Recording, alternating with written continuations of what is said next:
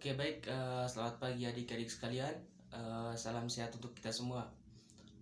Pertama-tama, mari kita panjatkan dan puji syukur atas kehadirat Tuhan Yang Maha Kuasa, atas segala limpah rahmat-Nya, sehingga kita dapat berkumpul kembali di ruangan yang sederhana ini guna untuk menjalankan aktivitas kita masing-masing. Ada pepatah mengatakan bahwa tak kenal maka tak sayang. Oleh karena itu, saya ingin memperkenalkan diri dulu.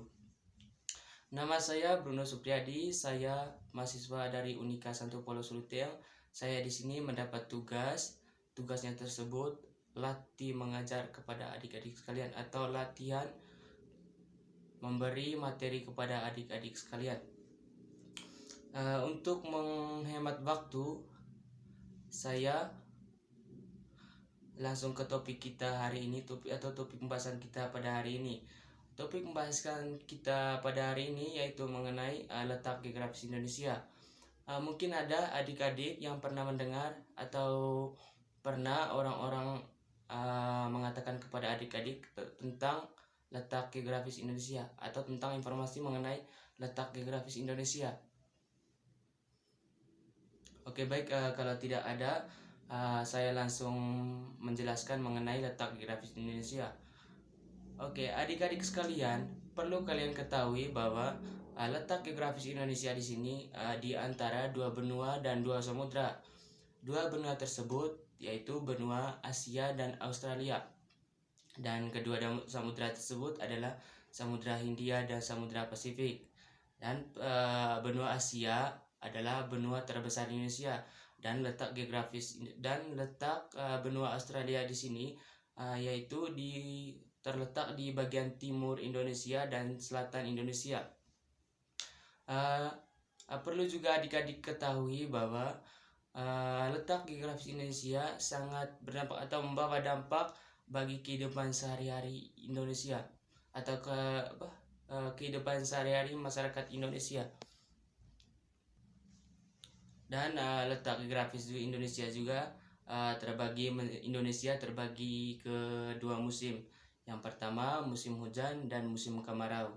Mungkin adik-adik sekalian pernah mendengar atau pernah diceritakan oleh orang tua mengenai terjadinya musim hujan dan musim kemarau. Mungkin ada? Oke, kalau tidak ada saya akan menjelaskannya. Musim hujan di sini adik-adik sekalian terjadi kira-kira bulan Desember sampai Februari, dan musim kemarau terjadi bulan Juni sampai September. Dari kedua musim tersebut juga adik-adik ada dampak baik, ada dampak positifnya, ada juga dampak negatifnya bagi masyarakat.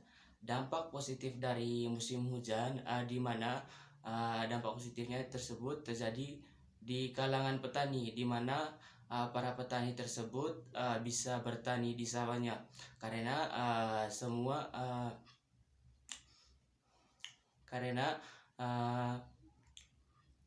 sawah atau lahan pertanian dari petani tersebut digenangi oleh air dan para petani bisa bertani. Dan dampak negatifnya di sini di mana sering adik-adik sekalian menonton TV sering terjadi ketika musim hujan, berarti di ibu kota Indonesia atau ibu kota negara Indonesia sering terjadinya hujan. Di sini banyak masyarakat juga yang rugi, atau misalnya saya mengambil realita kita setiap hari di Manggarai bahwa ketika musim hujan sering terjadi di Melo atau di Sulu terjadi longsor. Maka di sini adik-adik sekalian banyak masyarakat yang mengalami kerugian. Jadi itu dampak negatifnya. Dan yang kedua musim kemarau. Dampak positifnya di sini di mana semua masyarakat Indonesia atau semua warga Indonesia bisa melakukan aktivitas bebasnya. Karena di mana maksudnya sebebasnya di sini karena masyarakat tidak perlu risau dengan datangnya hujan karena di sini adalah musim kemarau. Itu adalah dampak positifnya. Sedangkan dampak negatifnya di sini di mana ketika ada pembangunan, maka disinilah dampak negatifnya. Saya ambil contohnya itu di Labuan Bajo. Di Labuan Bajo sekarang kan sekarang musim kemarau. Jadi di mana di sini di Labuan Bajo banyak sekali proyek, di mana proyek tersebut ketika ada proyek maka mobil-mobilan atau kendaraan berhamburan, di mana di sini terjadinya dampak buruk tersebut ketika mobil-mobil berhamburan maka debu akan naik. Ketika adik-adik sekalian berlintas di jalan raya, maka perlu adik-adik sekalian harus bawa masker dan kacamata, karena di mana di sini debu-debu akan naik, maka sangat mengganggu untuk kehidupan kita sehari-hari. Di mana di sini adik-adik bisa saja, misalnya adik-adik terkena dari debu tersebut, maka adik-adik akan mengalami jatuh sakit, misalnya sakit flu, batuk, atau sakit kepala. Mungkin itu di bagian musimnya adik-adik sekalian. Oke, baik adik-adik sekalian, saya lanjut. Letak geografis Indonesia juga sangat berpengaruh bagi mata pencarian Indonesia, di mana di sini Indonesia termasuk kaya akan mata pencarian. Di mana di sini ada, misalnya saya ambil contoh, di Indonesia adik-adik bukan hanya satu mata pencarian. Mata pencarian tersebut terbagi berbagai macam. Yang pertama misalnya para petani, dan yang kedua nelayan, yang ketiga swasta, dan yang keempat pegawai negeri. Di mana di sini adik-adik sekalian, Indonesia juga termasuk kaya akan mata pencarian dan kaya akan suku bangsa, di mana di sini Indonesia masih bisa melakukan interaksi dengan sesama karena berkaitan karena ada hubungan erat dengan budaya. Contohnya saja di Manggarai. Di Manggarai adik-adik sekalian sangat terikat atau masih terikat dengan suku bangsa dan ras, di mana di sini ketika saya ambil contoh ya, ketika ada acara atau ketika ada pertemuan, di mana di sini diwajibkan kalau orang tua atau kalau anak-anak yang berbicara kepada orang tua itu kata-katanya itu harus lebih sopan ketimbang orang tua yang berbicara kepada anak, atau ketika orang tua yang berbicara ke anak-anak atau umur yang sebelum orang tua tersebut. Di mana di sini adik-adik saya mengambil contoh ketika adik-adik sekalian pergi ke pasar, atau ketika adik-adik sekalian sedang berjalan-jalan dan posisi di depan adik-adik sekalian ada orang tua yang berkerumun, maka adik-adik harus memakai kata-kata yang sopan terhadap orang tua yang sedang duduk di pinggir jalan tersebut. Misalnya adik-adik sekalian sering menggunakan istilah bahasa Manggarainya itu tabe. Maka dari kata tabe tersebut adik-adik sekalian, itu adalah lambang bahwa di Indonesia masih terikat dengan suku, bangsa, dan ras. Oke, baik, mungkin itu saja materi kita hari ini.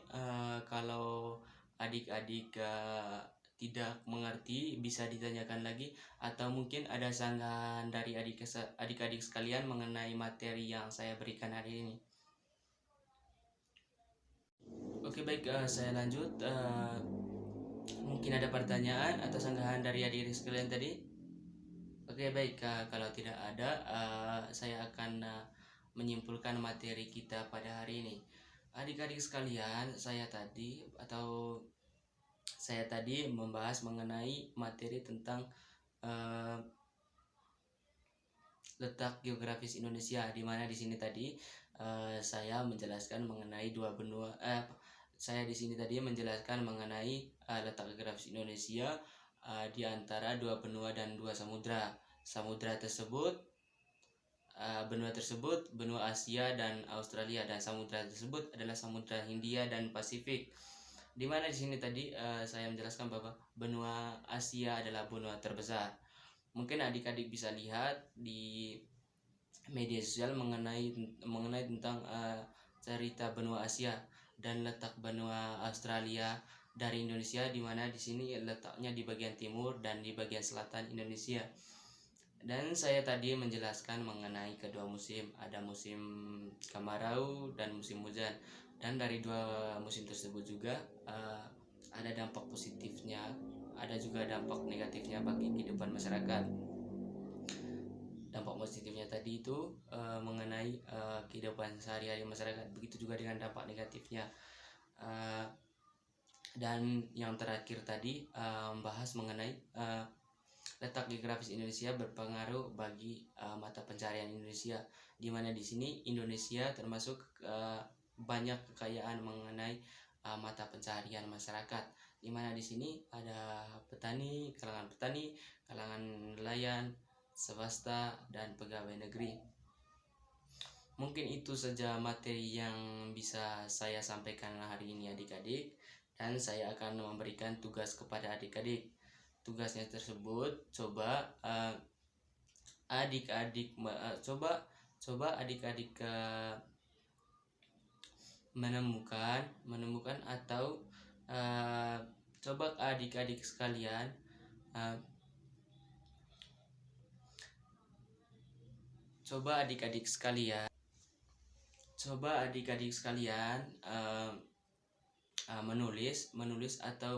menulis tentang peristiwa kehidupan sehari-hari, atau menulis tentang kehidupan sehari-hari orang tua adik-adik, dan kira-kira apa dampak positifnya dan apa juga dampak negatifnya. Dan pekerjaan kalian nanti boleh dibantu oleh orang tua, atau coba tanyakan kepada orang tua kira-kira apa dampak negatifnya dan apa dampak positifnya dalam kehidupan sehari-hari orang tua dan lingkungan sekitar. Mungkin itu saja tugas yang bisa saya berikan hari ini. Saya akan mengakhiri pertemuan kita hari ini. Adik-adik sekalian, mungkin ada tutur kata atau kesalahan kata yang tidak sopan yang keluar dari mulut saya saat saya presentasi atau saat saya memberikan materi kepada adik-adik. Saya mohon maaf, dan salam semangat untuk kita semua. Mungkin itu saja. Mari kita akhiri dengan doa penutup. Oke, baik, sekian, sampai jumpa besok. Terima kasih.